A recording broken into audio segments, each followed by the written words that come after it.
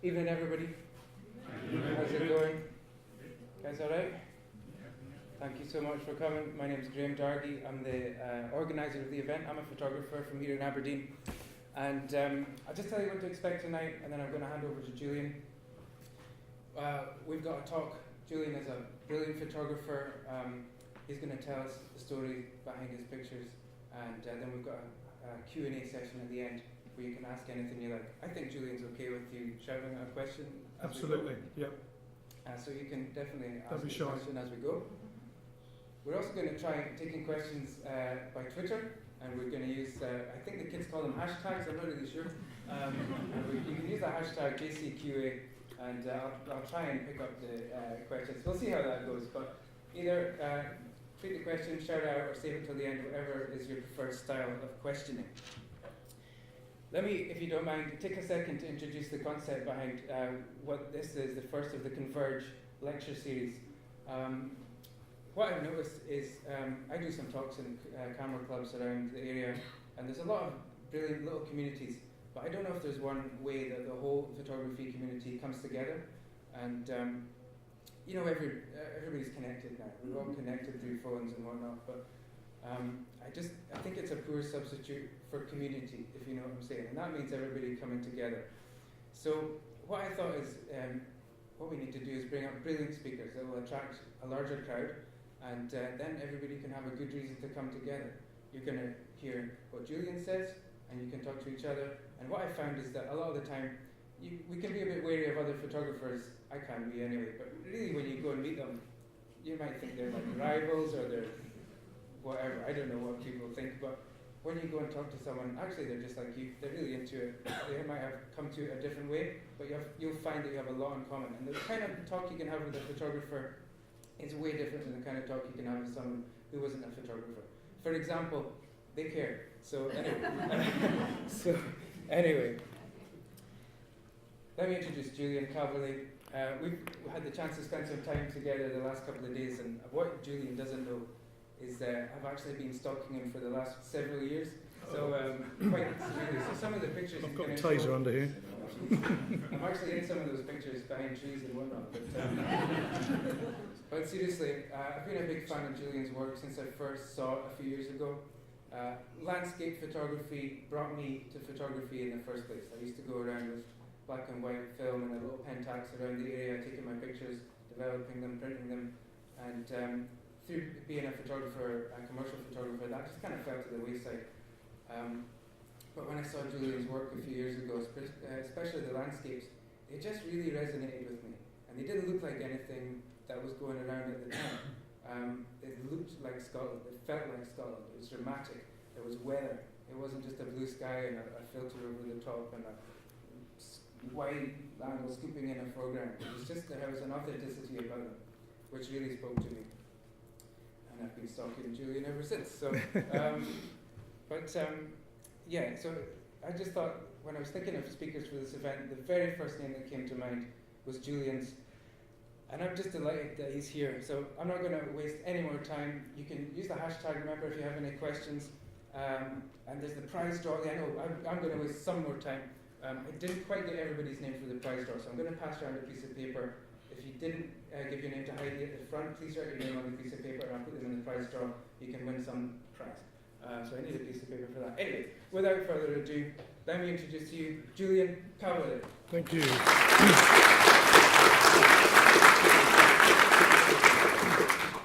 Well, thanks very much, Graham. Yeah, I'm honoured really that you've asked me. It's fantastic, and I'll make this quick because I've got a lot to show you. When I used to talk scripted, it didn't feel right, so I just sort of go freestyle now, which can end up in an interesting way sometimes. I get sidetracked a lot. So I'm going to show you my advertising work. I'm going to show you how that led into my personal landscape work, and then how that led into me taking pictures with an iPhone. So let's begin. So commissioned work. So I'm a professional photographer, which means I get paid. I turn other people's ideas into pictures. So this is someone else's idea. This is how the first stage of a job is normally presented. We'll get a thing called a visual, and this will be maybe a stock shot that's been fiddled with, and then a copy and whatnot is laid over the top, and that's what we have to work with. That's how that shot ended up. So the thing is with what I do, a lot of the time you turn up on the day and you have to produce the shot on the day. You've got no other opportunity to do it. Julian, sorry, I just don't know if people can hear you. Can you hear Julian? Can you hear me? Yeah. Okay. So sorry. So for example, this sky wasn't there, we had to put that in. The fog wasn't there, we had to put that in. The lady on the paddle board, that was all done with scaffolding and sandbags, so she didn't wobble and fall off. So there's a lot of trickery going on. That's what it actually looked like when we were shooting it. So you can see there was no sky at all. That was the guy who was assisting me. We've got reflectors, that's a flag on the right hand side to stop the sun hitting the lens. Here's another shot from the same campaign. That's how it ended up. This was an art gallery in San Francisco, and we had it stripped out, so all the artwork and the paintings were taken out, and we basically hired it for a day. And we had huge reflectors down each side and multiple banks of flashes to try and give a reasonably soft effect there. This was something I did for Skoda. So we had to lay all these plants and vegetables and bits and bobs. So we hired this old allotment and made it look pretty. And again, it's, you know, a lot of this stuff is teamwork, so we have a lot of people involved. So we've got an art director, we've got the client, we've got the client's liaison person, we've got my assistant, there's somebody doing the set, the gardening, there's someone looking after the car. There's sort of multiple people. You can see in the corner there, there's a flash gun, so we're lighting the models. It was raining as well, so the rain was coming and going, so we had the umbrella up and stuff. So it's a busy time. The pictures often look calm, but there's a lot going on behind. This was for Skoda again.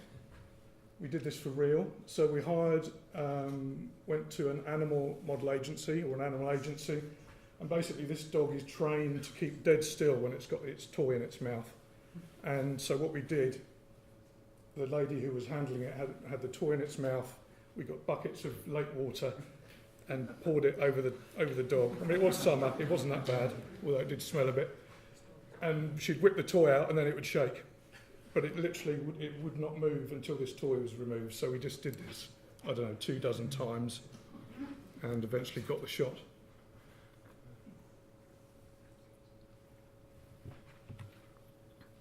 Now this was shot for a company that make decongestion, but it's saltwater based. So the idea was someone came up with a brilliant idea of having two running noses running through the sea.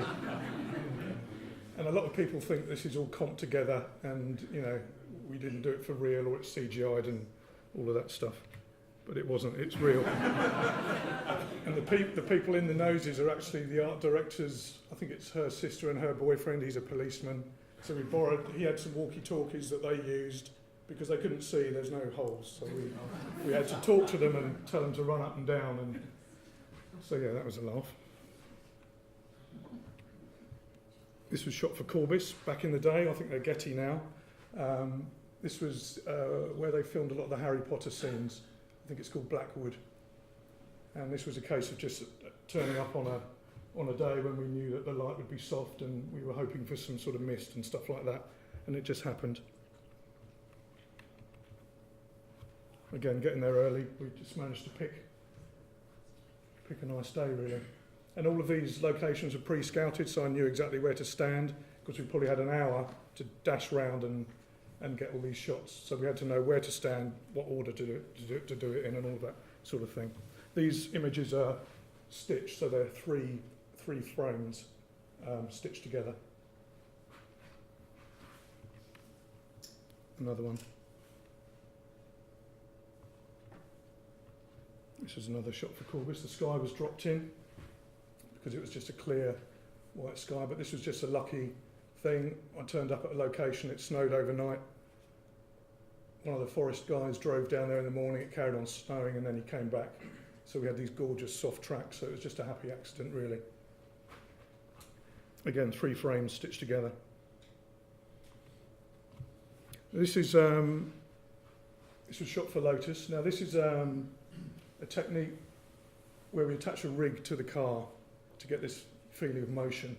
So it's a big carbon fibre boom arm that's bolted to the underneath of the car, and then we push the car about at that sort of speed, really slowly. But we use a sort of a 10-12 second exposure. This was before the big stopper was invented. We used to get glass ND filters and stack them up so we could shoot in broad daylight and strong sun and still get this feeling of movement.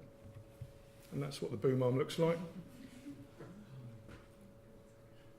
And this is only half of it, so you can really, really stretch it right out if you want the car to be tiny in the landscape. It's a lot lighter than it looks. We had to shut the road off, hence the police lady with her gun. That's another example of that. So the car's probably doing 1 mile an hour. And there'll be a guy behind the car crouched down, pushing it. There you go, that's the shot of the boom arm there. So in contrast, this is Glen Etive. That car was shot in Bedfordshire, and the movement is done using a bit of software that replicates what the rig does. So when there isn't the budget or the time to hire a rig, or you can't take the car to Scotland or wherever you want to take it, then this software does exactly the same thing. So not only does it create the zoom effect, it also recreates the bounce that a rig gives you. So you can see it's not perfect. There's some little sort of ripples and undulations. So it's purely designed to recreate speed and motion. And this is a car-to-car shot, so it's a similar effect, but done for real, just car-to-car. This is a series of work that I did. I went up for a job to shoot outdoor gear, and they specifically wanted the model shot separately to the backgrounds. And because I didn't have that work in my portfolio, I didn't get the job. So my agent at the time said, you've got to shoot some comped portraits. So I took a load of landscapes that I'd shot around Harris and Skye and showed them to a stylist, and we organised some models. You can see we paid attention to the colour of his wardrobe. So we shot him in a studio in London, and the background's Rodale Harbour on Harris. And a friend of mine does all the cutouts. He does incredibly intricate cutouts. So every hair and whisker and bit of fluff on his shirt, when you see the real thing. I've got the portfolios here, by the way, which I'd encourage you to look at. You can see, the amazing detail. So I get my mate to cut these out because I just don't have the patience, and he has the skill to do that. Here's another example. And again, if you look at the portfolio versions and you look at her hair, we had a wind machine on her to get the hair to do what it's doing, and it was a bit too strong, so you can see she's got a tear coming down her face. So it ended up being a bit of a sad picture, really, but she's not meant to be crying. And here's another one. Her parents were actually from the Isle of Harris, which was rather lovely, so we shot her in London. This was the first one we photographed, and she recognised this spot. I think it's on the Golden Road on Harris. And this is me having a dig at the outdoor clothing people, really, because that's sort of how I felt when I didn't get the job. So by doing those shots, it got me quite a bit of work. This was a job that I got specifically from that. So we shot Chris Hoy in a studio in Manchester, where he happened to be training. And then I had 20 minutes at the Velodrome in Glasgow to shoot the background. So what we did, we measured all the distances and the camera heights, the focal lengths and so on. So for every shot that we did of him, I could then replicate all the angles and heights and so on in the Velodrome. So in theory, everything matched perfectly. And then I got my mate to cut them out, and then we did everything else in post-production. There's even a bit of software that we use that creates flare, so you can see it overlapping his body a little bit, so it just helps knit everything together nicely. That's another one of those. You can see the flare filter. It's a piece of software used by Hollywood for creating flare for car chases and things like that when they want a bit more sort of vavoom. but it works for stills as well. Another one there. I used to do a lot of work for BAA, so this was Heathrow Airport, and we were asked to shoot the runway lights because there's a technical sort of brochure that was coming out about these lights. So I had the safety guy with his hand on my collar because that aircraft was literally coming towards us. They knew we were there. It was all done with radios. I mean, this is shot with a really wide lens, so you can imagine the aircraft was quite close. So that was exciting. And it was the weather that day was reported to be really bad, but we didn't have any choice. But it ended up being beautiful. It snowed and there was hail and all sorts that day, but the sky is fantastic and it matches the mood that they wanted. So it's another one of these happy accidents, really. That was the same day, and you can see again the sky really adds to it. This was just after 9/11. We got chased off by the guy from AA. This is something I've just done for Network Rail. So it's a safety campaign all about the electrification of the lines. And again, I've sort of, because of my moody landscape work, it's led to stuff like this, which is what I'll talk about a bit later, how personal work can lead to good things as well. Unfortunately, on this day, the sky was really quite clear and blue, so these clouds were comped in.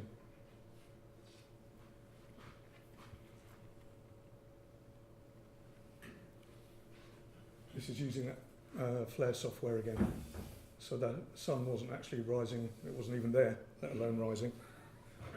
I think we changed the hands on Big Ben just to match the correct sunrise time.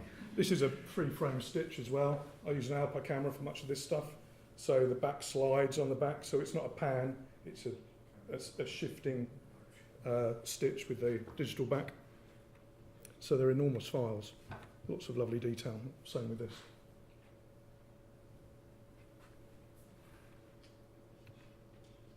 And again, from the job I showed you with the comping in of people, this came from that. So this is for the London Philharmonic Orchestra. They wanted key shots of London shot at various times a day, and then we photographed members of the orchestra and comped them in. And we just took colour cues from various parts of the shot. So when we lit her, there was a little bit of red down her face, just to trying to get it to knit together. I mean, clearly she wouldn't be standing there, but that's sort of not the point, really. This was for Mercedes. This was a lovely job, so I got to spend about a week around Dartmoor. We had all these signs model made, so this was all about technology in the Mercedes that tells you what's around the corner or what, dangers that are coming and so on. So we had these specific signs made. We had a van full of them. We knew this one was going to be under the trees, so we had this sort of dripping water effect on the sign, so it felt weathered. The model maker did a fantastic job. So my assistant would run around with these signs, with his hoodie up, looking really dodgy. He's actually lying on his back with this one, so the bridge is only about that, the wall's only about that deep, so he had to lie on his back and hold the sign up.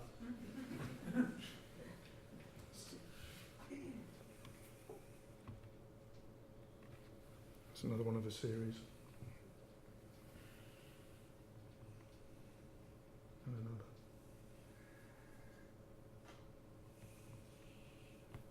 This was for Mercedes. So we had to create a campaign for their van, the people that look after the vans. So he was a model, but we also used their staff as well. We had to create a Formula One sort of pit stop team, and we took them to a car park for a day, photographed them, and then we comped them in with a real racetrack and real vehicles, so it was a 3-part comp. Although this was pretty much for real, we used a mixture of flash and ambient light just to create that sort of movement, but also the freezing of the flag. Can I ask Julian, do you shoot your own skies as well? Yeah, Yeah, always, yeah. I mean, sometimes we're really lucky. it's just finding them, isn't it? Yeah. I mean, I really like to shoot them at the place we are, Yeah. but obviously it's not always possible. But yeah, I always shoot my own skies, yeah. Some of them, you'll see a few that are sort of regurgitated slightly. So we shot the people in a car park. We went to Rockingham Racetrack to shoot the racetrack and the van was shot somewhere else. That was a real sky, that was there actually. But again, we had to measure the distances, focal lengths, camera height and so on. And once they're all cut out and knitted together, it's reasonably convincing. This one here we shot from a cherry picker, and we had to double, so we took everyone and rotated them and shot them twice, measured the height with a distometer, so when we went to the racetrack we knew exactly where we were. And just by being as accurate as you can be with focal lengths and distance and so on, it's pretty convincing. This was shot for Land Rover. I was really lucky they asked me to go to the Faroes. I always wanted to go there. This is quite a few years ago now, really. Because of my sort of moody landscape, bad weather work, they wanted this sort of feel to it, and it rained for a whole week, so it was perfect. But just having the confidence to work in the rain, you don't need an awful lot of gear to be able to do that, just an umbrella and a Gore-Tex bag really. As long as the rain's not coming into the lens, you can easily shoot. It's a psychological thing really. So they wanted me to do that job because they knew I wouldn't be too freaked out.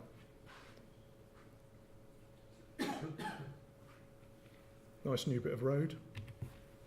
So this is a portrait we did. He's a diver and she's a seaweed specialist, brother and sister. They're wet not because they've just come out of the sea, but because it was pouring with rain. So all the lighting equipment was covered in plastic. We used a single flash head with a large softbox. Is that Faroes again, Julian? Yeah, yeah.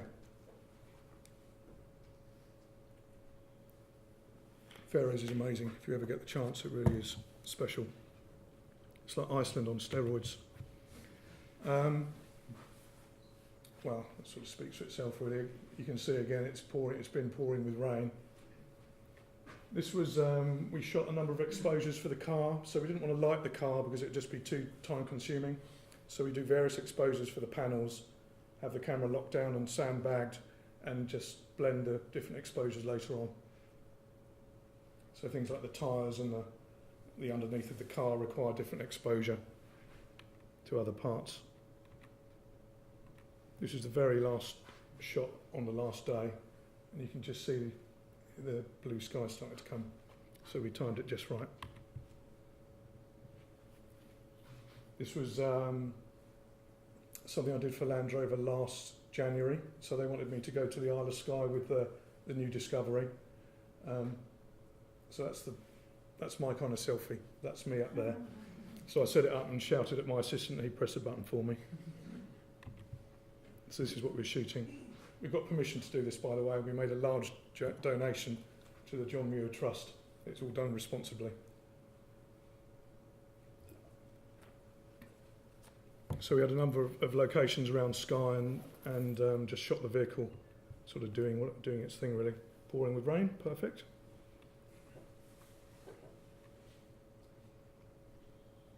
Algol. Now we turned up at some silly hour in the morning and there was one car parked there, and guess where it was parked? So there was a photographer down by the big rock you can see in the distance. So one of the guys ran down with his Land Rover top on, told him what we were doing, and he kindly gave us his key, and he ran back and we moved his car. So he was very trusting. But I love the way the colour echoes. Just one of these happy accidents, really. So, pouring with rain, you can tell there. So this is another use of that software. So we do a shot of the car, then we whip the car out and shoot the background, apply the motion to the background, and then comp the two together. Spin the wheels in software.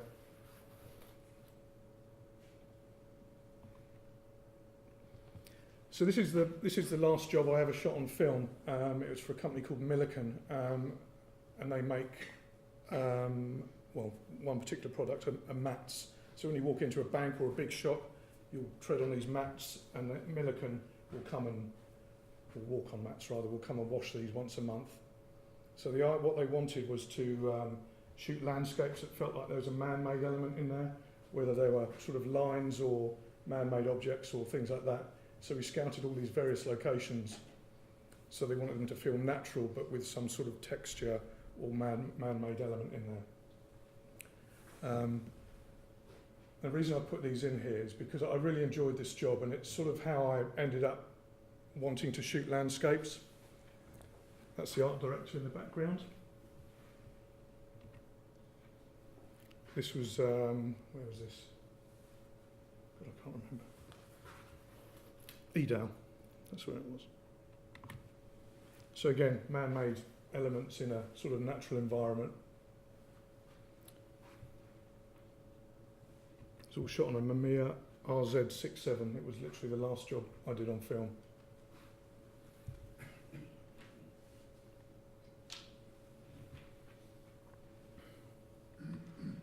So, shoot planning, I'm just going to go through this quickly. These are just a few of the apps that I use. I'm sure most of you have seen them, but for anyone that hasn't, I find these very useful.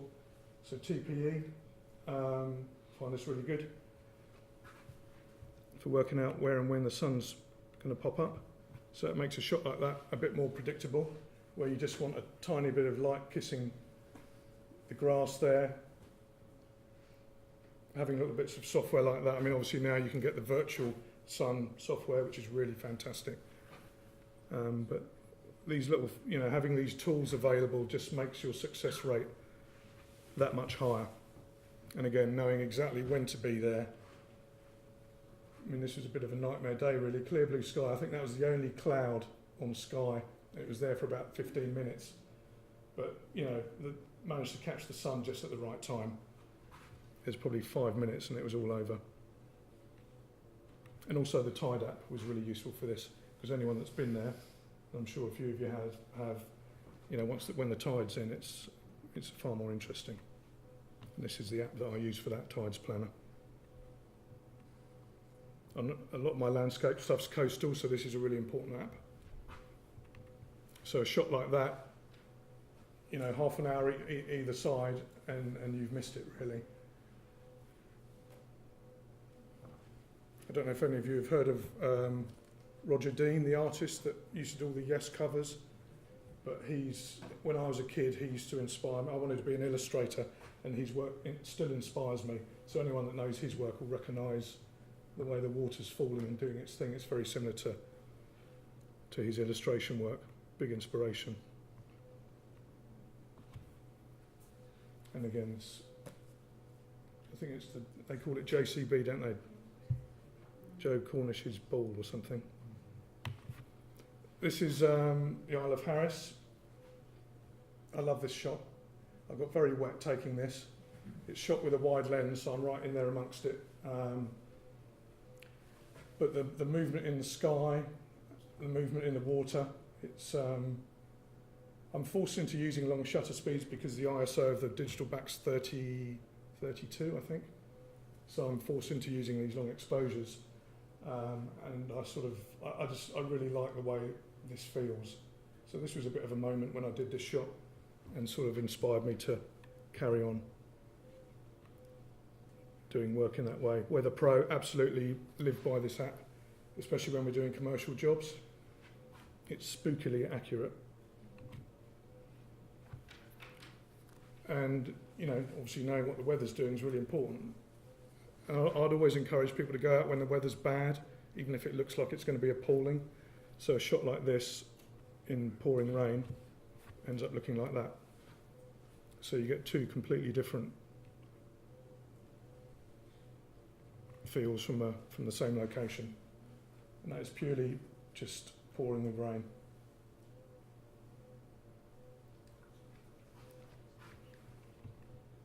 Okay, so personal landscape work. This is basically in contrast to the commercial work that's very busy, it's quite pressurised, there's lots of people running around, you've got a client breathing down your neck. The personal landscape work is it's a contrast to that. And it came about from that last job I showed you on film. I thought I'd like to do more of this for myself.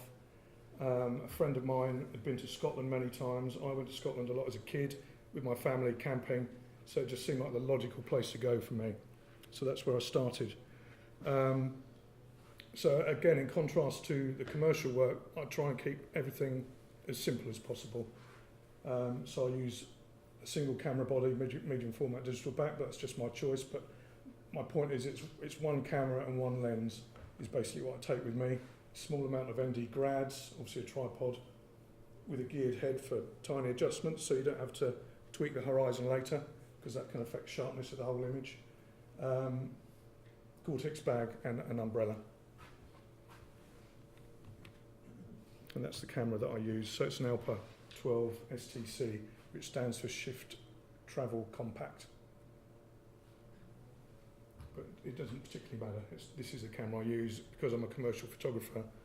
I use this camera, so it made sense to use it for my landscape work. And the reason I went for this digital back as well, apart from clients wanting huge files, I love the idea of making big prints. Trying to sell them is not easy. Right, so this camera has tilt, shift and stitch, so you can see anyone that's familiar with 5.4 camera will know that the tilt's really useful for controlling depth of field. These lenses work best at f8 and 2/3, so it doesn't give you a great deal of depth of field. And then you can shift the back, which is good for panoramics. And I've also got another camera which does the same thing, but it also gives you vertical rise and fall. So it gives you the controls of a 5.4 camera, really. Gore-Tex dry bag. I was talking to Graham about this last night. It really does make... If I leave the hotel or wherever in the morning, I don't have this with me, I'll go back and get it. Because if it is raining, you can set up and just stand there and enjoy it and not have to move your camera or worry about it. As long as the wind isn't hideous, it just gives you a chance to relax and wait for the right time, and you're not too worried about your gear. And I use a storm umbrella,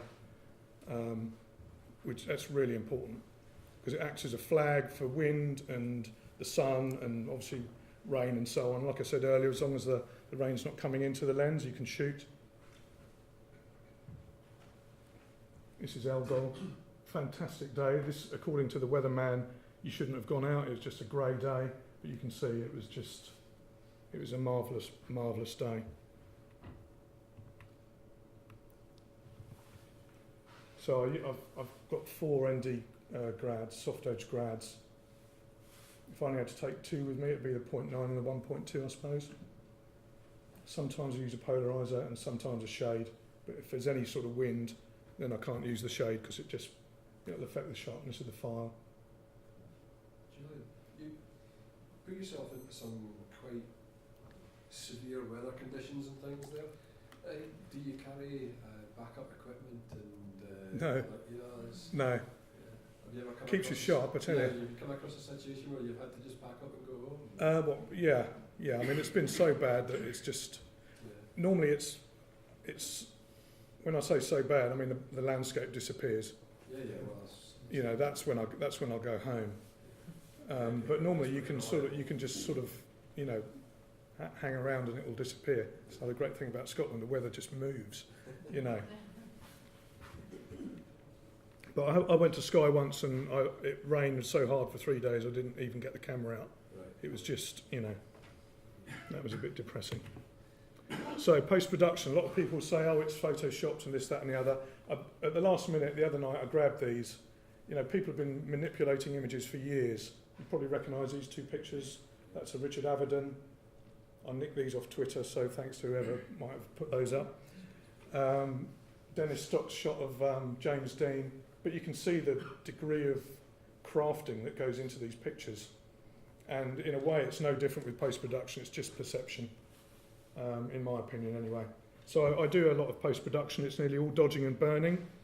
I also do an amount of softening to an image and also localised sharpening, so it sort of leads your eye through the picture a little bit. So I always keep horizons soft and foreground sharp, so you can sort of visually walk through the picture a little bit. It's not really noticeable, it's quite subtle, but it's there. So the umbrella shot, this was the shot I got. So you can see it's all going on, sun setting over there. I'm pretty certain that's snow over the cooling, and it was raining where I was. So that was a real magical moment. I mean, the composition's a bit woolly. Again, I was talking to Graham about this last night. It's more about the emotion and how it feels to be standing there as opposed to having the perfect rock in the foreground and, okay, leading lines are important, but it's not the end of the world. For me, trying to capture what it feels like to stand there at that time, that's the challenge. So yeah, talking about standing there. So another thing I do, I quite often spend a lot of time in the same spot. And things happen. I mean, photography is very popular these days, and there's a lot of people out there, and when I'm standing there for a long time, I notice people coming and going very quickly, and I think it's a mistake to try and go somewhere, grab it, and then run away again and go somewhere else. I think it's worth spending some time, if you can, in the same spot, and if you can keep going back to the same spot over a period of time, I think that's even better. I mean, for me, it's all about feeling excited, and if I'm standing there and I sort of get the goosebump thing, then I know I'm onto something. If I'm standing there and it's just, okay, this is beautiful, but it's not really exciting me. This was one of those moments. I was there probably all afternoon, and this would have been towards the end of the day, I think. I can't quite remember. But, you know, it was worth waiting there for 5 or 6 hours just to get one frame. When I shoot water, or when I shoot the sea moving, I always try and make the exposure when the water's going out as opposed to it coming in. It always seems to make a more pleasing shape or pattern.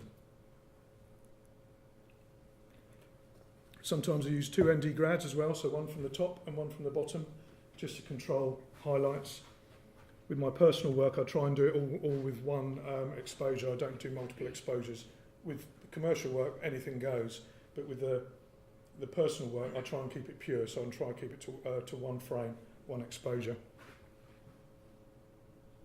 So this probably would have been 2 grads as well, because the foreground is almost brighter than the sky. It looks very calm, but it was all going on, I'll tell you. This is the Isle of Egg. And this is you could spend a week on this beach and not take the same picture twice. It really is a staggering place. Elgol again. This was a really, really stormy day. So this water you see here, anyone that stood here will sort of know how the rocks work. The water you see here is coming from behind me. That's how heavy it was. And I got this one frame where this piece of seaweed just sort of stayed there for a moment and then disappeared. But again, you can see the movement in the water. That's because I'm forced to use whatever exposure the camera gives me. So it's ISO 32, f8 and 2/3 or thereabouts, f11 or whatever, and whatever the exposure is. But obviously a lot of the stuff shot in quite dark conditions, so I end up with a long exposure. Donative, this was a really, really wet week, but of course the bonus of that is the rivers really, really rise. Incredible sound standing there. The noise was just amazing. And again, anyone that knows this location will know that that waterfall is not always that full. So again, by just going back, perhaps on days when it doesn't look so favourable, you actually end up with something quite nice. I like the little bit of movement in the tree. Fairy pools. Everyone knows the fairy pools. This was a blue sky day, and shooting really early in the morning, just happened to get this tiny bit of cloud.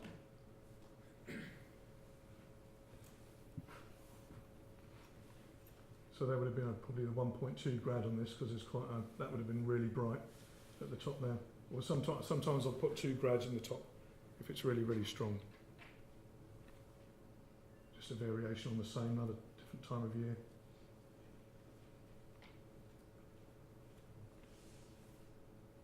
This is a 3-frame stitch. This is another one of these days with blue sky, but at the end of the day there was this nice little bit of cloud hanging. They were burning something over here, which created this weird warm light on the right. And the little whirlpool just spinning down there. Well, bubbles, not a whirlpool, it's just bubbles. Doing these 3-frame stitches, the software is incredible. It deals with all of this movement so well and stitches it together. I just use Photoshop for it, nothing fancy. And it manages to find the seams perfectly. How Paris again. Again, you know, compositionally it's a bit all over the place, but to me it's just got a nice feel about it.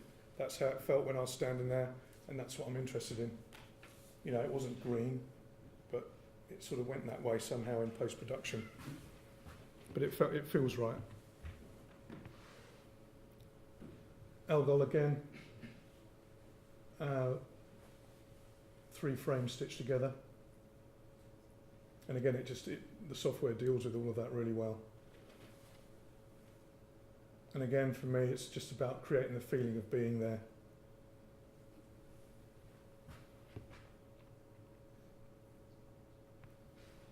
This was Glenn Orkey. And this is, again, a 3-frame stitch. And you can see the movement in the waters. It deals with it really, really well. So just about texture and just the eye flowing through the picture, rule of thirds all over the place here.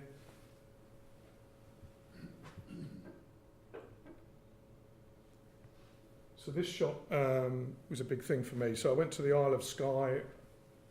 So to get there, it's 13 hours in the car for me.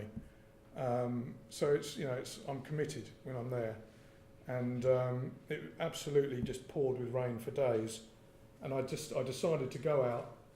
I'd never been to the fairy pools before, so I decided to go out with a camera. I had my umbrella in the car. I don't think I had the Gore-Tex bag then, I can't remember. But anyway, I battled to sort of get a shot in the rain, and this was the first time I did it properly, really. And I just loved the experience. You know, you really feel like you've achieved something. And I love the feel of the shot. I love the clouds whipping around the mountain. It just felt like an achievement, really. And again, compositionally, there's a few bits that are a bit iffy. It's not perfect, but it is absolutely how it felt to me when I was standing there, and that's all that matters, really.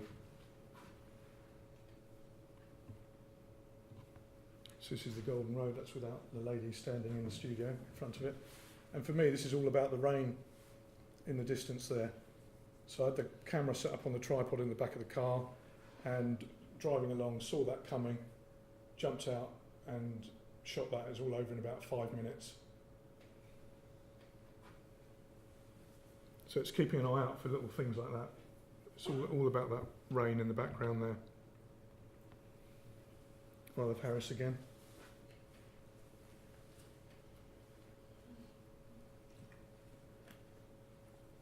I probably shot about 100 frames and to get the water feeling just right.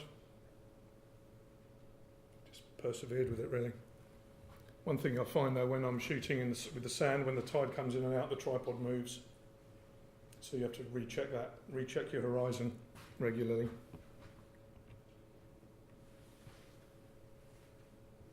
Egg. Again, you know, the light's not particularly interesting here, so it's all about the reflection, following the reflection with your eyes. You know, there was no real direct light on the landscape. So trying to take advantage of the strong lines of the reflection. So water plays a big part, you know, it's a useful thing. Rivers, shiny rocks, things like that. Just finding elements that hold the image together, really. And again, another 3-frame stitch. Torridon, that was quite a while ago, before the ship was burnt. Quite a foggy day.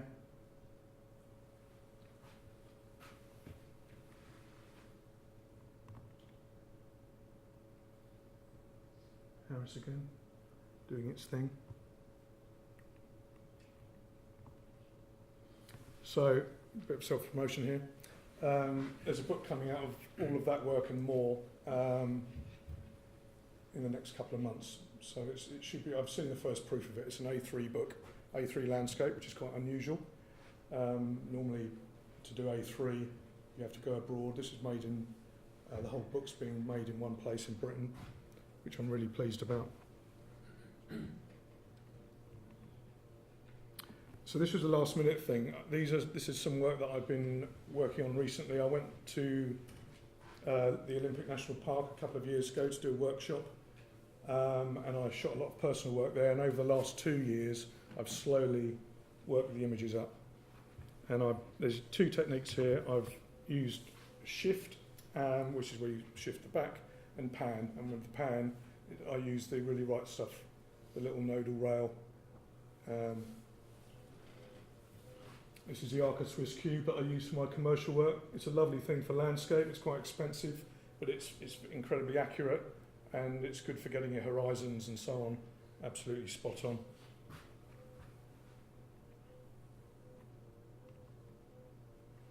So these, this is panning the camera. So this is about 9 frames.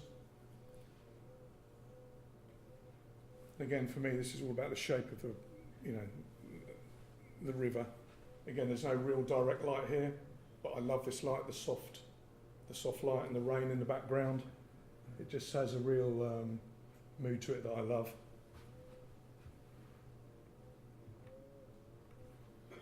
It's quite hard to shoot in busy forests, so most of the stuff that you'll see is backlit. It just helps to separate the foreground from the midground, from the background and so on. So yeah, anyone that shoots in forest and woodland will know this problem. This is, I think, 7 frames. When you see the finished file, it's mind-boggling. So it's an 80 megapixel camera with 6 or 7 frames. Every little drop of water and creature and bear poo or whatever's there. There was bear poo there as well.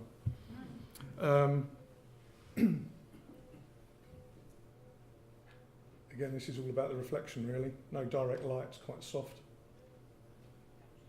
The multiple ones, you're stitching them in Photoshop as well? Yeah, all of it in Photoshop. And it's automated. It's scarily easy, really. Do you not have a problem with the light changing by the time you got to the 7th frame? No, the light doesn't change that quick, really. No. I mean, some of them are 9 frames, and if you're on sort of 4 or 5 second exposure, it feels like a long time. I mean, when the sun's coming up, then there will be a difference, but again, the software seems to deal with it. And of course, they're layered files. Before you flatten it, they come through as layered files with masks, so you can have a little fiddle around. And this was shot. It's a rainforest, and it was raining, which was nice, but it's given us that nice separation. You know, these places are visually really busy.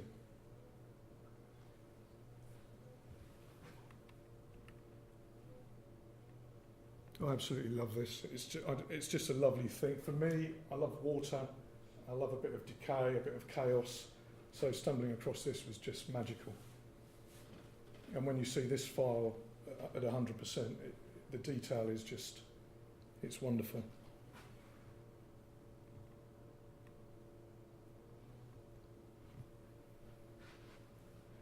Again, deliberately shooting into the light. This is about 7 frames, I think. Okay, so the iPhone stuff. Now,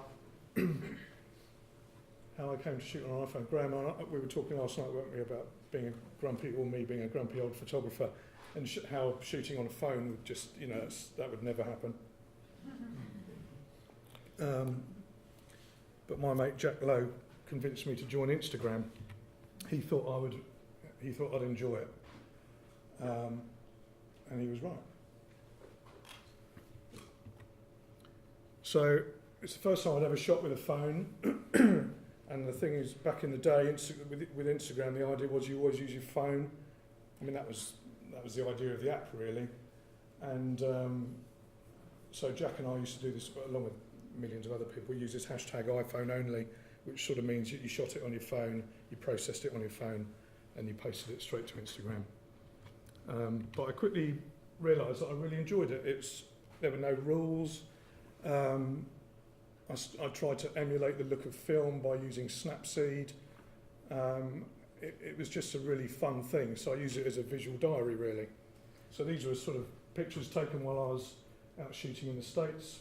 Spent a lot of time sitting in a car, wandering the streets, looking out the hotel bed, out the window, and I really got into doing this. And these are little scenes near where I used to live. It just became a bit of fun, really. So when I went out shooting with my normal camera, as it were, I'd always have this thing in my pocket and I'd take pictures that I would never take with a larger camera, actually. And so this was the first time I'd ever seriously used the equivalent of a 35mm lens. Up until recently, I didn't even own one. I was always sort of 50 and then 24 and 28 and so on.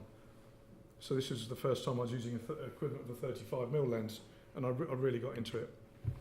I really enjoyed the perspective.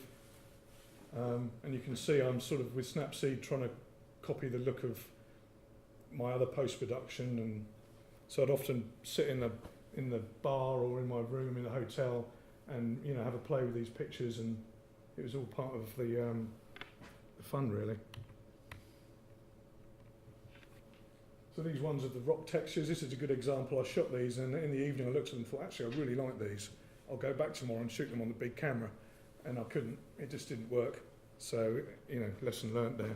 Sometimes you should, when you see something, you should shoot it on the camera you want to shoot it on.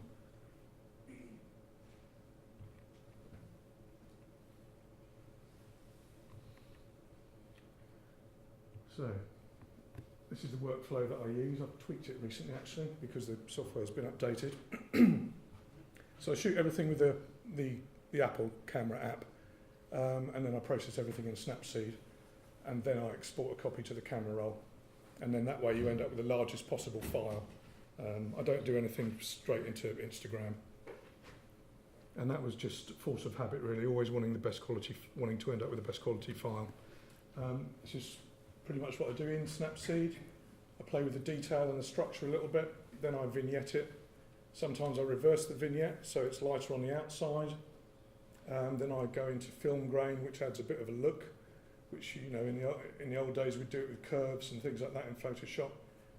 Then I add, it's called Glamour Glow, but I didn't want to write glamour on there, so I just called it Glow.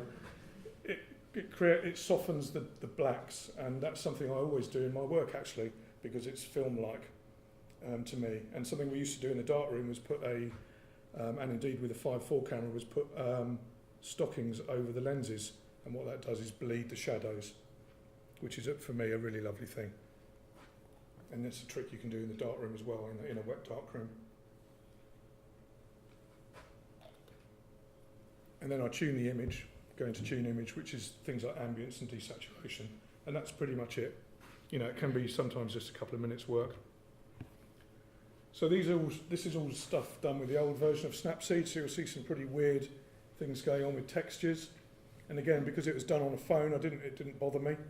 I wouldn't dream of doing that with my commercial work, but because it was on a phone, it felt like, you know, I was being naughty and it didn't matter. But you'll see I try and make the shots look like I've shot them on a 5.4 camera or on a more serious camera. So I try and keep the verticals vertical, the horizontals horizontal. I enjoy the challenge of treating it like a real camera, which it is, but, you know, psychologically it's not. And just little moments like this, if you're wandering around and you see something, I find it really lovely to just have this thing handy.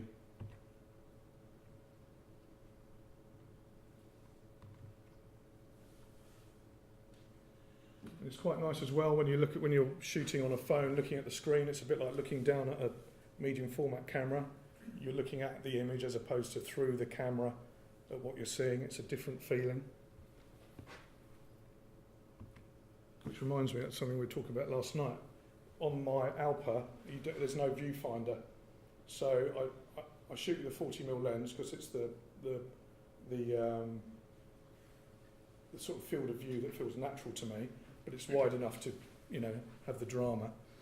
So a lot of the time, I frame the camera by just standing there, and I spend time walking around as opposed to looking through a camera, which can feel a bit sort of claustrophobic. So I like to walk around, get to where I think's right. You know, it could be a case of moving a bit to the left, a bit to the right, so the rocks line up or whatever you're doing, and then set the camera up, then do one frame, look at the frame on the viewfinder with a loop, which again has the feeling of looking down on a ground glass screen. So it's just a different process, really. And the nice thing about the Alpa camera is it's quite a slow process. And I think with a DSLR, again, you can do this by shooting with a prime lens and just slowing the whole thing down.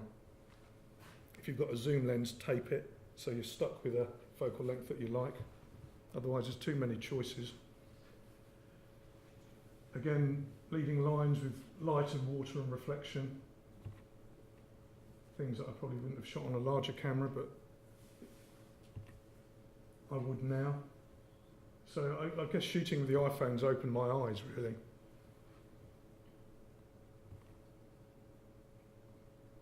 Everyone's favourite shed.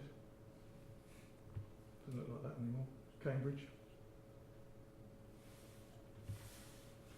This is the Faroes. So we were out scouting with the art director, looking for the locations, and yeah, it was just fantastic being able to shoot on the phone. It's so easy. We managed to scout loads of locations, and in the evening we just went through our phones and worked out what we were going to do and where we were going to do it.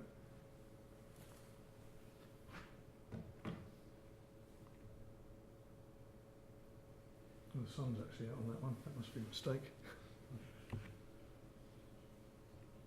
My tyre tracks.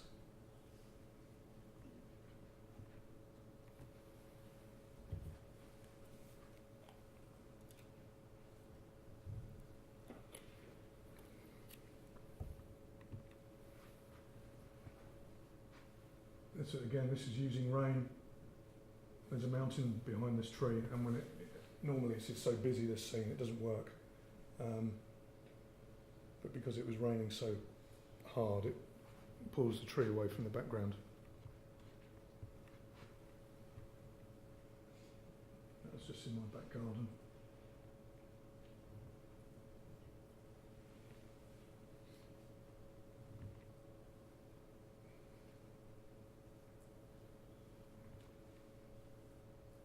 Again, you'll see there's a common theme of weather, really, because it just creates this wonderful depth.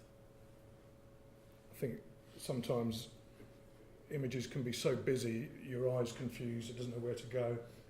That's why I quite like a lot of dark shadows or lack of shadow detail in a picture. I know people, especially manufacturers, get excited about the dynamic range of their camera, but that's really overrated, I think, unless you're shooting something perhaps technical.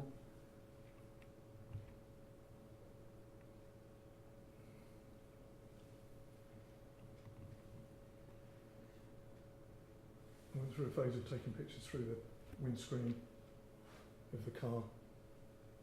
I was stationed, for anyone recording this, I was obviously stationary.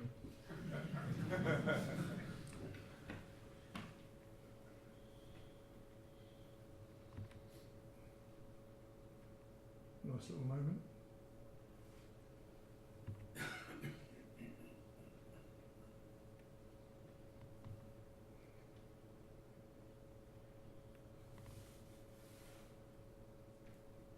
Famous trees.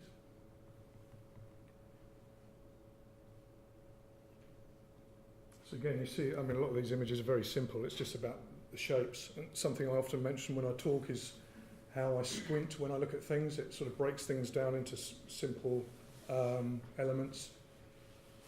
If you can squint and it looks okay, then I think you're onto a winner, in the same way that if you can see something as a thumbnail and it looks okay, then I think you're onto a winner, that's why I quite like looking at the back of a screen. And I use a loop to do it, because then I'm not distracted by anything.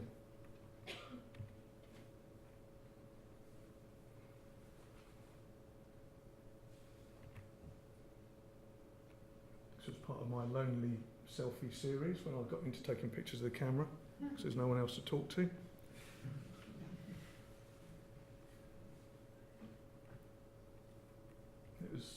I don't know what it was about proving that I was there, which is ridiculous, because obviously I've just taken a picture of it. But anyway, made me smile. Gore-Tex bag, good old Gore-Tex bag.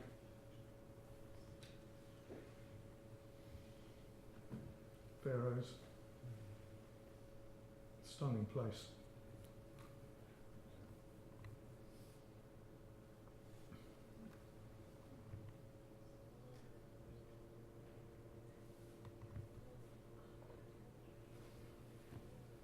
So yeah, that was one day, and that was the next day. So again, hanging around, going back to the same location, recommend it. Pharaohs again.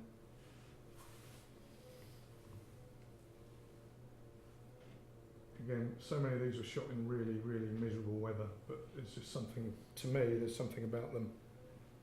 The depth, the simplicity of the shapes, the fact there isn't too much information.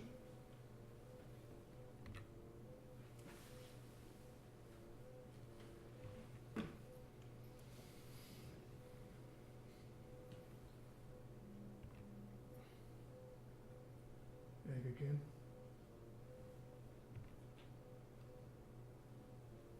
I think I was there for 5 days on this little area of beach. It was just stunning. These are the little texture and detail shots that I couldn't replicate later. And again, on the phone, it was just so easy, so quick. It's a real liberating thing, I think, using a phone.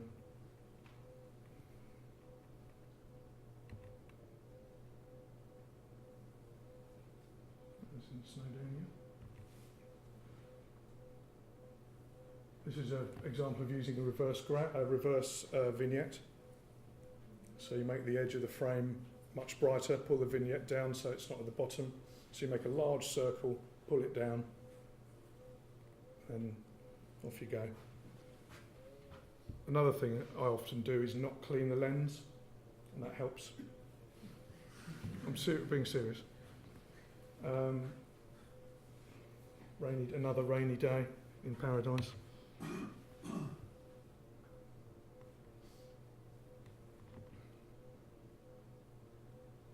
This is on the Isle of Skye. This is a car park near the ferry pools, actually. You don't want to look too closely on the ground in that place, I tell you.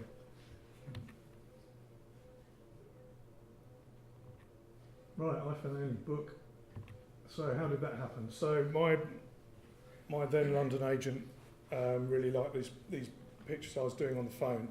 So she suggested doing a few sheets for the portfolio, so I did. And they started getting a really interesting reaction. All the art directors, a lot of the art directors are quite young, and of course, so they're into Instagram, they wanted to know what app it was. You know, I ended up being the iPhone guy and all of this sort of thing. So it was an interesting surprise for me, really. Because again, I never, imagined using a phone to take pictures. But it ended up being really something to talk about, and people were really interested in it. Then the Association of Photographers picked up on it. This was around the time when Instagram was stealing everyone's copyright and people were moving over to different platforms and this, that and the other, so they're doing articles on it. This is my mate Les, he's a designer, he's one of my clients, and he really loved them, and he said, why don't you do a book? And I said, you're having a laugh. He says, no, you should do a book, and we'll make it reasonably cheap, and we'll print a load and see what happens. And it wasn't cheap to print now, I'll tell you that. It's printed with a process where the dots are incredibly fine, and we just thought it'd be fun to shoot it on a phone, but then use a print process that was extremely high tech, and it's a waterless. I think it's a waterless process or something. So it's very eco-friendly, but the dots are minute. And I remember when I went to see the printer, you handed me a piece of paper with what looked like just a black line on it, and I sort of looked at it and looked at him, and then he handed me a loop, and I had a look at it, and it's actually a sentence. So it was mind-boggling. So anyway, we did this book. This is Les checking the proofs. That's Les holding one up. So yeah, that's the book. How are we doing for time? Okay. We peaked. And then we ended up doing an iBook. So it sort of went full circle, really. Ended up on an iPad or an iPhone or whatever.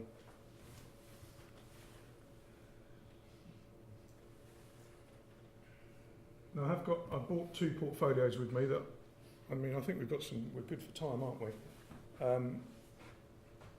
I really encourage you to have a look at them. Just it's nice to see the printed page, and you can pass them round, you can look at them on the table, whatever. I think we've got lots of time to look at them. This screen is very slightly contrasty, so if you can, have a look at the prints.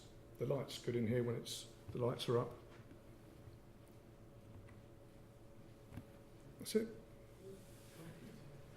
So should we do a Q&A?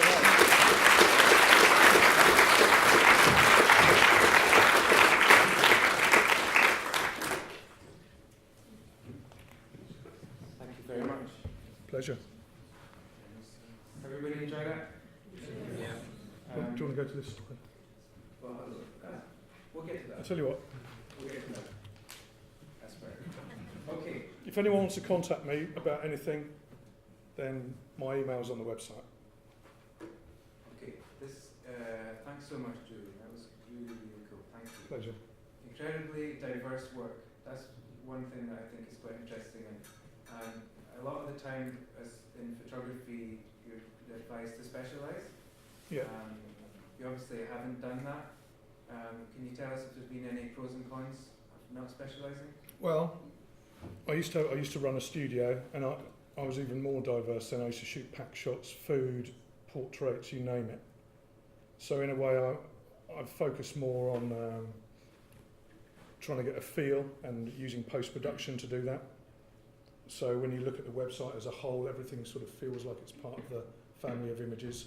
So in a way, the post-production is what holds everything together. And I've worked hard on getting that right. And also the mood of the work.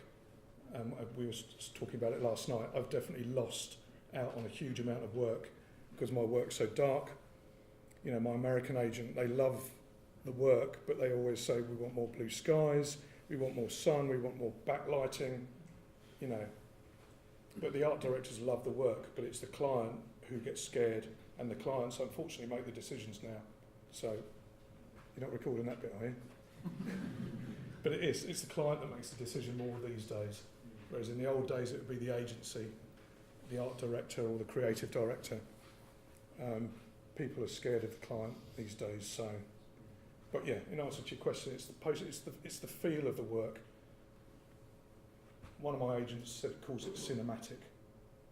I think it's the feel of the work. So it's working hard on your post-production skills to try and make everything feel like a family. And if you go to the website, I've just redone the website, so you're met with a lot more imagery as opposed to small little blocks of it. And hopefully it feels like it's a family of imagery, you know. Have you found at all, within the diversity of the work, common, I mean, we use a camera, so you use a camera a particular way, but any common skills or techniques that have transferred surprisingly from one thing to another? What, from film to digital or camera to camera? I mean, like genre to genre.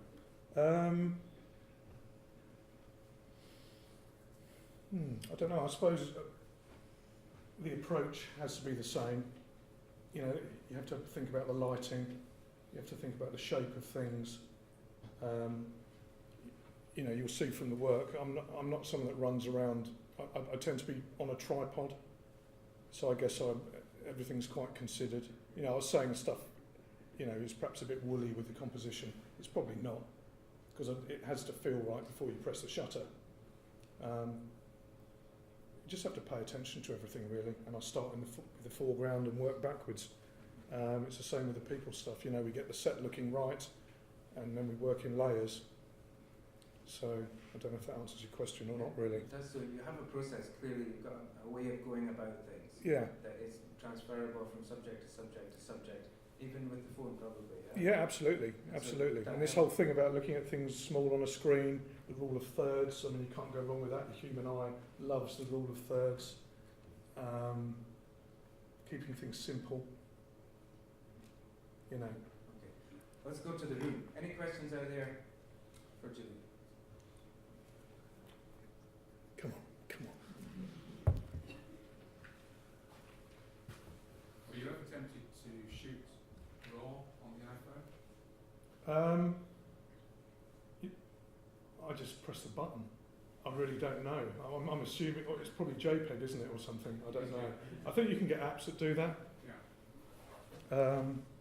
I guess the iPhone stuff, I just don't take that seriously. I've just got an iPhone 10 and I'm sort of looking into the video side of things now. So I've delved into that a little bit.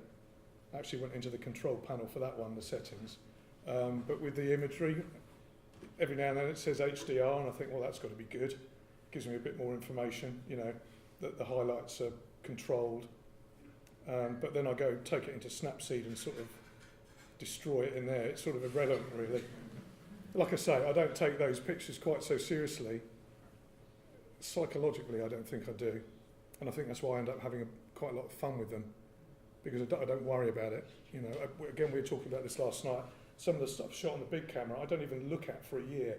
So I'll go and shoot, come back. I won't even look at it. I'll download it, make sure everything's downloaded and backed up. And there's stuff that I shot on Sky from 2015 that I haven't even looked at. And I think we were talking about that, weren't we? It's a process of becoming unattached, I suppose. And I think with the iPhone stuff, I'm immediately unattached because I feel like I'm just having fun with it, you know. I was going to ask about that actually, about that distance that you said you sometimes leave between shooting and processing. Yeah. A lot of us enthusiasts, we just want to shoot something, we do want to put it up straight away for our friends to see. Yeah. Not to say that's wrong or a mistake, but what would, I mean, it's absolutely not wrong. But where's the value for you in that gap?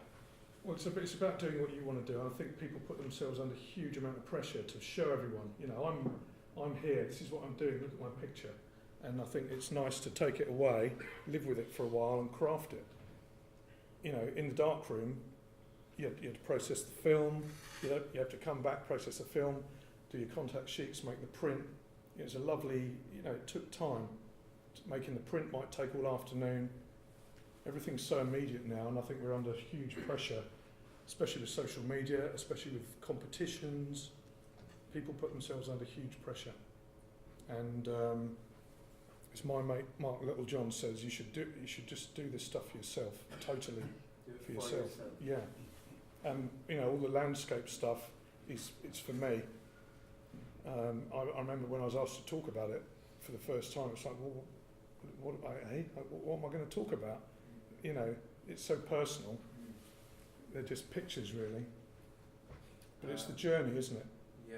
It's trying to find, like the moment when it all came together with the rain, when I was up to my knees on the Isle of Harris. You know, I looked at those back at the hotel and got quite excited. So they might have been worked up within a couple of weeks. But again, that's because I was experimenting and trying to find something. Really. If I can, so I don't mean to hog this part of the evening, but if I can just follow that up, because I did have another question about that, on that topic. Because earlier you said it's how it felt to me, and that's all that matters. Yeah. And I think, I know a lot of people that I come in contact with in classes and whatnot, sometimes they are worried about what other people think, it's for a competition or a club or whatever kind of thing. So for you, it's, I mean, obviously for the client work, it's what the client thinks, but that personal work, you're okay within yourself to stand in and go, that's good by me. Yeah, totally. And I like the fact that the compositions aren't so slick. I like the fact it's a bit woolly. You know, it doesn't bother me at all. And you know, that the minute you start worrying about what other people think, you know, you're doomed, really. The landscape work, I never enter into competitions. The only competition I ever enter is the Association of Photographers, and that's purely because I want the work seen by art buyers. But I would never enter. I'm pretty sure I've never entered another. I entered an underwater photography competition once.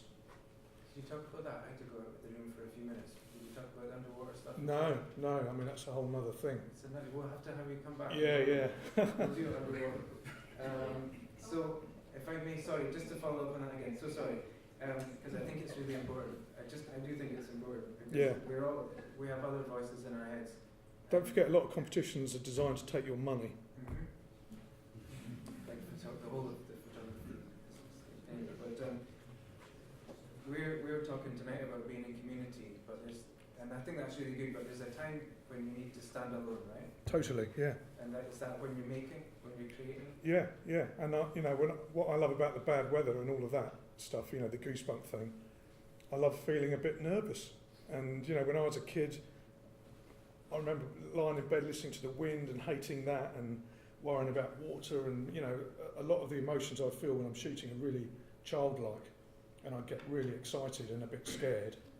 And for me, if you're not feeling that, it's not, for me, it's not about recording the scene. You know, I'm not Ordnance Survey. It's about trying to find the weather, the motion, trying to get it all together. And just learning to take landscape pictures, really, because we talked about it last night. The first time I came to Scotland shooting, it was an utter disaster. And I remember ringing my other half on the second or third day, and she said, "Oh, how's it going?" And I just said, "It's awful. I just can't do it, you know." But then when the weather thing started happening, it clicked, and that's because I got excited. Cool. So you know, somewhere like Elgol, I'll wander around for hours, and until I don't even take the camera out of the bag. So you know. So there's just a theme in your process of taking your time. Yeah, unless I'm scared, I can't take a picture. So cool. Sorry to press there. I just thought that was important for me to get into anyway. Any questions out there? Aileen? Julian, you say your photographs are quite dark. Yeah. Was that conscious way of doing it, or is it just? Yeah, I think it must be.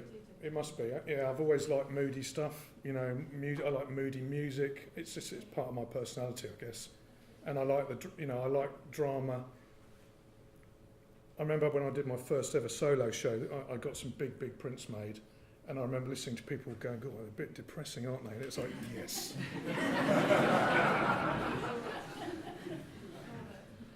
So you found your own Yeah, I think so. way there. Yeah, absolutely. And like I say, it's a gut feeling. You know, composition and all of that, you can learn that, but it's trying to find the moment. You know, there's some guys, you know, commercial photographers that shoot in clear conditions, and their pictures are beautiful. They're clean, graphic, fantastic pictures, and I love them. But it's just not me. But those guys are really busy, so it's quite annoying. Okay, I've got a question from the internet. Okay, Uh-oh. On the hashtag GCQA. So Louise McLaren asks, what is the advantage of taking the Chris Hoy pictures separate from the background rather than a live photo of him cycling? Okay, well, we weren't able to shoot him at the location. We had 4 hours with him, and we had a ton of work to create. So the agency needed pictures that illustrated this, that and the other. We had 4 hours with him in a studio, so we got him to do all sorts of different things. And then I had 20 minutes to shoot the background. So we couldn't have taken him there for 20 minutes. So logistics, basically logistics. And the same way that a lot of cars are now CGI'd into backgrounds, it's a lot cheaper to do that than to take the car on location with the huge crew that everyone needs to take. So a lot of it's logistics and budget. So the car itself is a CG computerized thing? Oh, very much. A huge amount of the billboards you'll see, I guarantee that's not a real car. The ones you shot on Skype for the avoidance of confusion? That was all real. Yeah. Yeah. Okay. Yeah. There's another question from the internet, and this one says, I tend to talk to myself a lot when shooting. Do you? And that's from a Graham Darby. God, that guy. He's a bit weird. Yeah, I guess I do, yeah. I do talk to myself, because when I do the exposures, I use the banana method.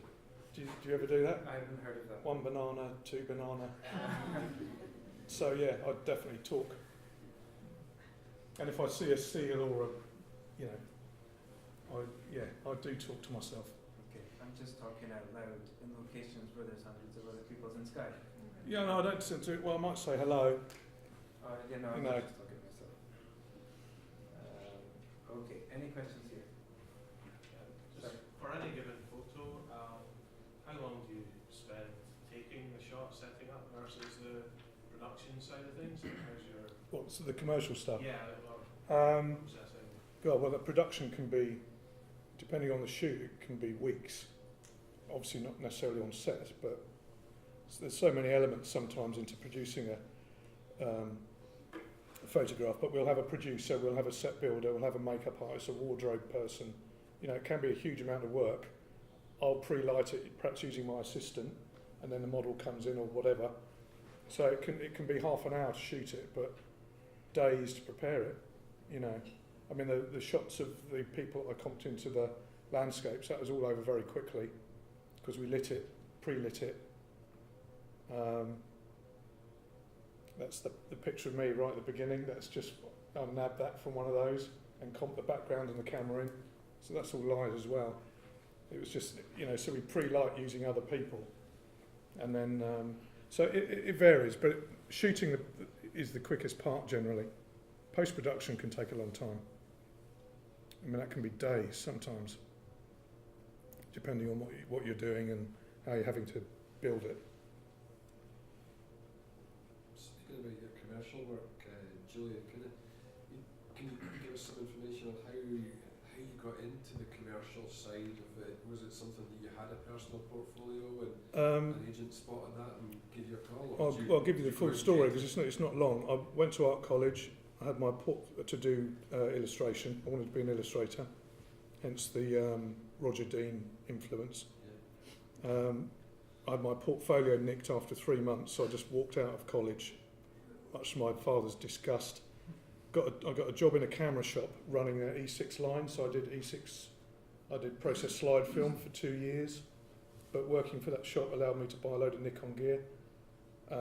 So I bought a Nikon F3 and a couple of prime lenses. I was 17, and all I did was buy photography magazines. I was into Bob Carlos Clark, John Claridge, all the old school, Moody, everything's done in camera, filters. It's like, this is amazing, I've got to get into this. And then when I was 18, the guy made me redundant because I was going to get a wage rise. That was on the Friday. On the Monday, I rang up one of the customers who process a lot of film. He was a professional. I said, have you got any work going? I saw him Saturday morning with my little collection of slides, and then Monday morning I started as an assistant. So I've got absolutely no formal training, just a passion for it really. And then I assisted him for a couple of years. He sacked me because I spent too much time doing personal work. Then I went to work for his biggest client. Then he re-employed me, and so on and so forth. And then a lot of the clients just said, why don't you set up on your own? I didn't own a property, so my best mate put his house down against a bank loan. So at 24 I set up a studio. So it was a real roller coaster. But I never doubted that I was going to do it. Some brave decisions though. I didn't even think about it. Yeah. It's all I wanted to do. So, and I'm very proud of the fact I've got no qualifications, because I think it's important for people to understand that if you want to do it, you can do it, you know. Do you find that your location helped with that? I mean, Not really. Where you're from, it does sound like you're from this neck. No, I'm from Hertfordshire. So I literally spent maybe a week in London assisting. Right. But no, the guy I assisted was, he's an unknown. No one really knows who he is. The stuff we were shooting wasn't interesting. It was pack shots really, but I was using the gear, and importantly, I was learning how to deal with clients and art directors. It's that relationship that's really important, because you need to know how to deal, with those people. I mean, if there's anyone here, if there's students here that want to go into the professional world, absolutely the most important thing is a fantastic CV, because you wouldn't believe the amount of crap I get sent. And it's, people spend 3 years, being educated, and they end up with this piece of paper. It's like, what? You've got to learn to communicate with people and be passionate and get your personality across. Because if you're on location with someone for 10 days, you've got to be good fun. You've got to have street sense, but I don't know, that's a whole other subject now. But I'm quite passionate about that, because the art of the craft of the CV and communicating with people. I'll get an email that just goes, hi there, and they've accidentally copied in another 80 photographers. It's like, delete. I'll tell you. Well, thanks for that. That's all right. Sorry, I got sidetracked. That's fine, yeah, that's fantastic. So, I'm trying to see if I have any more questions. I do. Any more questions out here? Up at the top. Do you do much exhibition work? And if you do, what tips would you give to get started into this kind of opportunity? I've done one solo show, and it cost me a lot of money. I broke even just about, and that's not including the time that I put into it. There's a man in the audience called David Baker. He's the man you need to talk about exhibitions. Come on down. I don't really know not an awful lot about it. I've had one solo show. It was really, really fulfilling, but it was a lot of hard work, and it cost me a lot of money. So I don't really know what advice to give, really. Prints are a wonderful thing. It's too easy to let your work just end up online. Selling prints is a bit of a dark art. I think the appreciation of printed or photography in this country is not as great as it is elsewhere, unfortunately. We were talking about this last night. You know, I get people saying, "Oh, just send me the file, I'll print it." And it's like, whoa. It's an interesting thing. I mean, getting in with a gallery is quite hard. I think that just the way photography is perceived, it's a big subject. It's a big subject. So I don't know. My advice, I suppose, would be find a friendly gallery, see if they'll do a small show for you, and make some nice prints, and just enjoy the process and see what happens. I think you need to get the work up on the wall, and just to see how you feel about it. You know, for me, it was a lovely experience, but it cost a lot of money. The prints were big. Some of them were really big. See, when you're working on the big production kind of shoots, you work with art directors from ad agencies, etc. How much of the picture is storyboarded, and you have to be very specific with where things are laid out? How much room do you have to shape things in the moment? Yeah, really, it absolutely varies. So the first ones I showed you with the paddleboard lady, they're almost identical. You know, and that was very strict, especially with all the copy and the ads and, you know, the way it all works that way. The Land Rover stuff, for example, was really free and easy. It was us, me and the art director, wandering around going, that would look nice. So, you know, and the weather doing its thing, that was really exciting. Sometimes the visuals are really, you have to follow them very strictly. Is that easier in some way? Yeah, I guess so. Because you look at it and go, right, we've sort of got it right, haven't we? But it's also very exciting. What I love about being a location photographer is the unpredictability of it all. You know, it's exciting. Okay, it can be a bit more stressful, but you know, you get opportunities. You know, little happy accidents and things like that. So, yeah. Okay, cool. Okay, we have time. So, questions.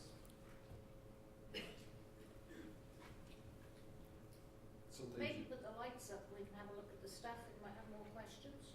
Okay, we'll do that in a second. Let me round I've got some questions. I've got about 50 questions. Okay. Well, people often ask me, do I shoot with a DSLR? And yes, I do. So I work with 645 Contax camera.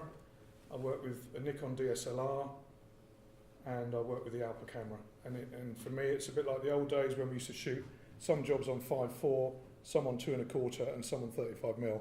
You know, every format has its place, but every art director has a Canon 5D, so that's why I've got my Alpha cameras. You still recording? So, and I've got wooden handles, so they think I'm shooting film. So we were talking about. Don't tell anyone I said that, will you? I think you touched on it in your talk about how that informs your process, really. What, the Alpha? Yeah. I would like to ask another question, if you don't mind. I've got two more questions, really. We just touched on this earlier in the car.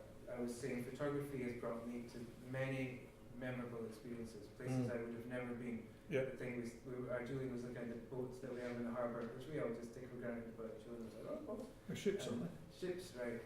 And so I was saying, this one time I had to do a job for a lifting equipment company, and the chain blocks, and they took the propeller off the boat, so the dry dock, I was on the boat, and it was water coming in. And really memorable. This other time I photographed ballerinas in New York. It's the kind of thing you would be paid to do, but I had to do it off my own back. Yeah. And I saw a leopard in a tree last week. It was really cool. But the camera brought me to all those things. Yeah. I would have never been in those places without it. Yeah. Is there one or two things that you just remember and you think, this is just crazy, how did I even get it? There's so many things, you know, and interesting people I've photographed. I guess a recent one was last year. I was shooting a vineyard in China with a Great Wall sort of snaking through the mountains in the background, and I just remember standing there just thinking, you know, wow, how am I here? You know, especially as the visa took so long. But it was, yeah, things like that. I mean, photographing the Land Rover on the Faroes or the Isle of Skye. I don't know, yeah, sometimes it's just, yeah, I do sort of pinch myself.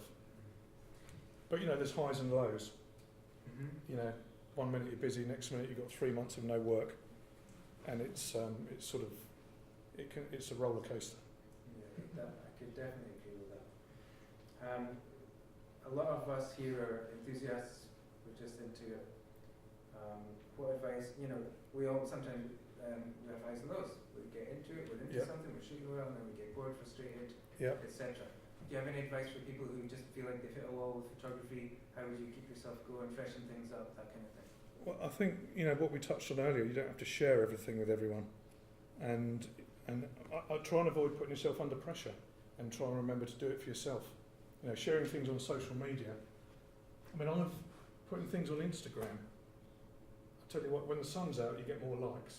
When I put some of my moody stuff on there, so it's really easy to get sort of sucked into all of that. You know, everyone, I don't know, everyone likes a sunset. You've got to try and do it for yourself and not be pressurised by what other people think. Because someone will love it. It doesn't matter though, does it? As long as you're excited. But maybe it's part of the process. Look at how your process is. Use one lens. Do a print. Look at it on the screen, but do a print. Stick the print on the wall, you know. Just, because I still do prints. I'll spend hours on a screen and then do a print and immediately go, bloody hell, that's wrong. And so it's important to perhaps look at your process. Take one camera and one lens with you. You know. I think there's a lot of value, and that's why I pursued the point earlier. And just, you have to get, it's a process probably to get it, but to get to a point where you're okay with how your stuff looks, you know? Yeah. And the way you shot it, sometimes it's not always going to be perfect. In someone, I know somebody will like it. However you look for your inspiration in different places as well. You know, Roger Dean to me is an amazing illustrator. I love his work. Paolo Reversi is a fantastic fashion photographer, and he shoots a lot of his stuff's, you know, long exposure. You know, it's nothing like a landscape, but you look at the work, the lighting, the colour grade. You know, find inspiration in other things. You know, I like a lot of fashion photographers I look at, and you know, I love their work. Bob Carlos Clark. Okay, some of his stuff's a bit rude, but his darkroom work was fantastic, and it got me into printing. And the mood of his images has stayed with me. John Claridge, you know, he was an advertising photographer. It was just the way he worked with filters. I'd never seen a filter before. These big glass things from Hollywood. You know, he bought all these amazing filters and stuck them on his camera. You know, I'm thinking about playing with some really old glass in front of the Alpa. Always trying to think of new things, really. Have an idea, and don't be scared of the idea that you have. Go and give it a try. Yeah, absolutely. And if it goes wrong, that's not a bad thing. You know, people fear failure, but you can't. You have to have failure. You think, well, I think, I don't want to put words in your mouth. You'll have an idea. I've just learned to embrace my ideas like this. A few years ago, I would have just been like, oh, nobody would do that. I've just kind of wondered. Well, you've got to start. You've got to make a start, haven't you? Either it'll work and it'll be good, or it won't work, but it'll probably bounce you off into something else, right? So I think there's a courage to hold the ideas that you have and believe in those things and do them and try them. Yeah, I mean, for me, all I did was go out when it was pouring with rain. Who would have done that? Because, you know, with a camera that cost 50 grand, and it's like, you know, you mental. Yeah. But when I got back and looked at it, it was like, blimey, I really like that. And then all of a sudden, it was about, right, I'm going to come back when it's raining, or when it's dark, or when it's windy, or when, you know, whatever. That brought you all the way to Aberdeen, so. Yeah, I got really excited this afternoon. That would be great. So, okay, any more questions before we round this up, sir? So you've done lots of photography with sort of dark, moody skies, Mm. bits and pieces. Do you sort of do much in terms of night photography? Not so much No, not really. I mean, I've done a few commercial things where we've been asked to shoot at night.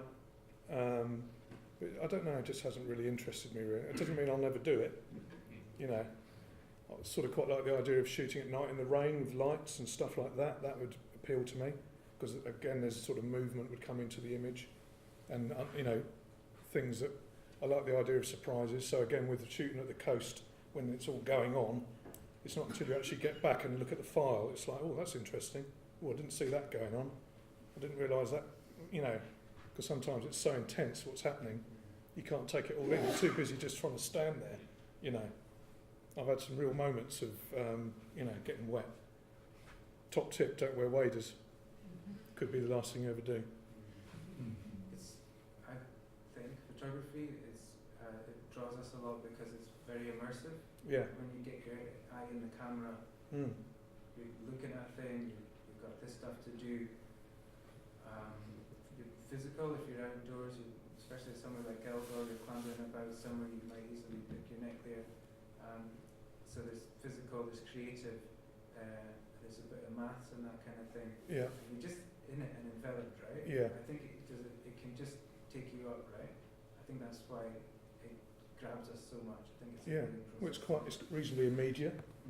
You know, someone that perhaps can't draw or paint can all of a sudden create a, you know, beautiful picture. You know, photography can be quite literal, which is why we like things like depth of field and smoke machines and, you know, stuff like that when it starts becoming more painterly perhaps. And I guess subconsciously I quite like the movement and the weather and all the bits going on because it takes it away from being a clinical photograph. And you know, a lot of digital cameras can be really clinical. You know, so you know the softening I talked about, that's really important because digital files can just be, you know, really overly sharp. And I use things like high pass in the commercial work. I use it a little bit in the landscape work, but you've got to be careful. Go and look at Turner's work. I mean, bloody hell, there's an inspiration for you. Can't believe I didn't think of that. He's a massive inspiration for me. And if you read about him and what he went through, you know, he was a commercial animal. I really admire him because he kept his eye on the competitors, much like we have to do. You know, he painted for money. He's one of the few artists to make money while he was alive. Cool guy. Cool. I like the sound of that. But look at the movement in his work. Yeah. You know, and so many people hated it. People that commissioned him hated what they were given. But we look at it now and just think it's the most fantastic thing. He didn't care what other people thought. Yeah. So do you? Sorry, I was just going to round up. Sorry, I was getting emotional there. Question in. I have a thing about gesture, and I learned it from portraits and dance photography, and I was saying it transfers into wildlife and landscape photography. And someone said to me, gesture, landscape photography, movement. That's what you're talking about. Some kind of gesture or movement that the landscape can give you. Maybe it's particularly water in the clouds. Yeah, it's just having the picture comes alive a little bit. You know, I mean, there's a place for everything being frozen in time, but personally, with the landscape stuff, I love the fact there's this stuff going on. Like I keep saying, it feels like you're there. Make your stuff. Good. Thank you. All right. So, any more questions? Do you ever shoot in black and white, or is it exclusively colour? I used to all the time, personal work all the time. I used to shoot a lot of tests for model agencies and stuff. There's some of it on my website actually, and that was all black and white, all shot on 6/7. So I'd shoot it on the Saturday, then I'd go in early on the Sunday, process the film, and I'd be printing Sunday afternoon. So that sort of goes against what we're saying about. But that was early days. That was when I was really, you know, I was trying to work it all out. Yeah. You know, I was looking at the work of Bob Carlos Clark and wondering how he did it. So, but yeah, I have shot a lot of black and white. You don't do any more for landscape, No real reason. I just don't. A lot of the underwater work was shot black and white, and I then coloured that all on system. And that was because I like shooting quite deep for the mood, and I found that colour film was just like this blue mush. So there's an example of trying something a bit different. There's a guy called Peter Hintz. He's a commercial photographer, and he shot black and white film underwater, and he did prints and toned them, selenium toned them and stuff like that. And I just took a slightly different approach and did it all on system. And for me that was really enjoyable, just trying to do something a bit different, you know. I mean, there's a big thing at the moment, is it called ICM, intentional camera movement? You know, in the old days, well, that's been going on for years. It certainly wasn't called ICM. You know, I had a 5.4 camera with handles so we could pan. We'd shoot people running with a 5.4 camera. And again, that was different. It's just trying to use cameras in a different way. You know, I thought about trying to handhold the Alpa and do stuff with that. So. Okay, anyone else? Last time. Okay. Let's round this up. If you have any follow-up questions or you're just too shy to put your hands up, I can understand. You can get in touch with Julian later, that's his contact there. You can send me feedback, I'd like to hear feedback about the event. I think if you just reply to the Eventbrite emails, that should come to me, or it's grahamdargy.com. Let me take the chance to do the prize draw. I've got a question. Oh, go ahead. How much are those iPhone books on the table? How much are they? Are they £10? Yeah. It's got price, right? Yeah. It wasn't on my list. Pays my petrol to get here. 10 hours in the car. Yeah, so when I kid you not. When the lights come up, you can come and do that. You should definitely buy a book. That's my recommendation. But somebody's going to win one. Got to support the oil industry, right? Absolutely. Okay, everybody's name is in here. So, yeah, no, work with me. Let's get Julian to pick a winner. Ooh. It's a bit like the World Cup. You can mix it and pick one. Big deal. Okay, the name is Lee Garson. Who's that? Okay, well done. Congratulations. So I'll take a picture of you handing over the book in a few minutes. Before we take the lights up, you can come down and have a look at Julian's stuff, buy a book. I'm going to announce the next event in this series. If you don't mind, Julian, it's an evening with Charlie Waite. It's going to be right here on the date that it says on the screen, 19th of September. Tickets are on sale now on Eventbrite. You can do that. I want to give one final round of applause and thank you to Julian Calverley for a brilliant night. Thanks so much. Thank you. Thank you.